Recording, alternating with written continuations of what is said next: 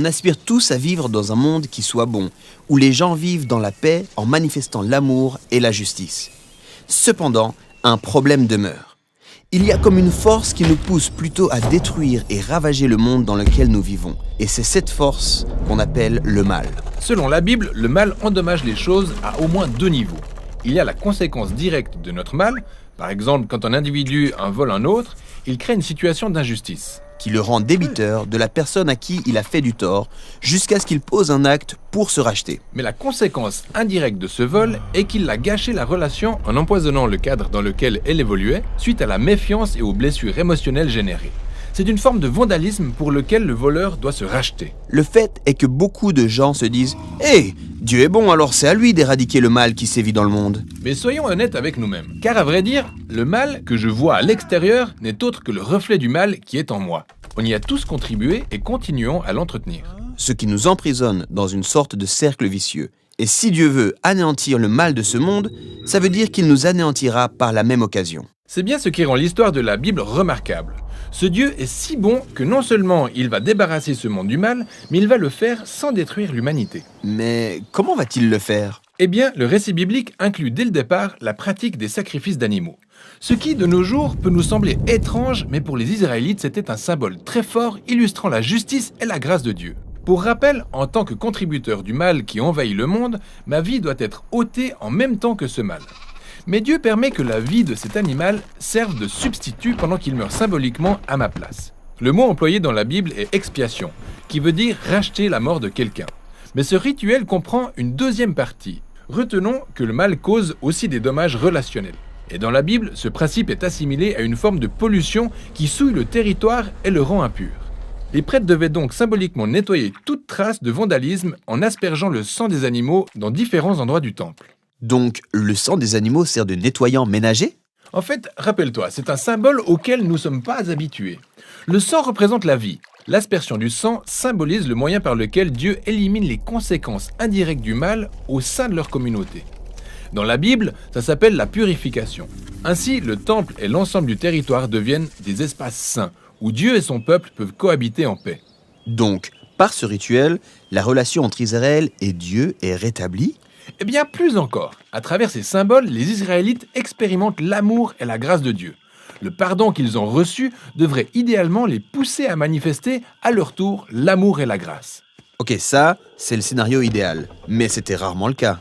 En effet, le prophète Ésaïe s'étend longuement sur la question. Il débute son livre en disant que les sacrifices continuels des Israélites ne servaient plus à rien parce que le peuple commettait de plus en plus d'iniquités, comme de négliger le pauvre et l'opprimé. Même que les rois juifs contournaient eux aussi la justice. Mais Ésaïe attendait avec impatience la venue du nouveau roi issu de la lignée de David, qui triompherait du mal. Sauf qu'il le ferait d'une manière inattendue.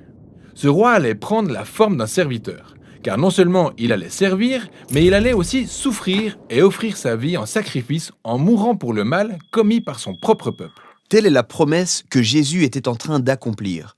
Il est le roi d'Israël, souffrant et mourant sur la croix. En fait, Jésus lui-même cite Ésaïe en disant par exemple qu'il est venu pour servir et donner sa vie en rançon pour beaucoup. Le mot « rançon » équivaut au rachat effectué par le sacrifice d'expiation.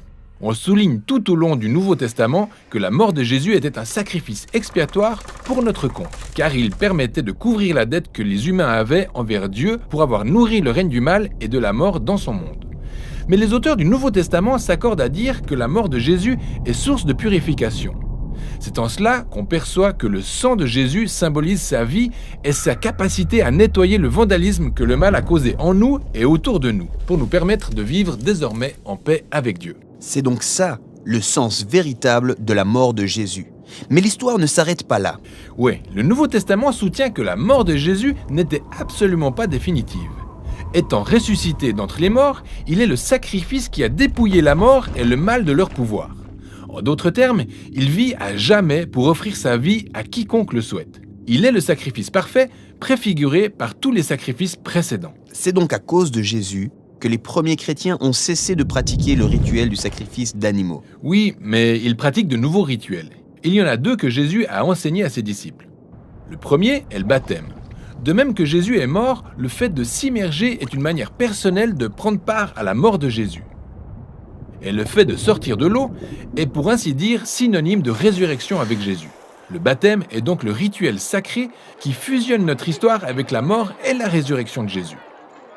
Le deuxième rituel est la Sainte Seine, qui est une commémoration du dernier repas que Jésus a eu avec ses disciples, où il sert du pain et du vin pour symboliser le sacrifice qui représente sa mort imminente.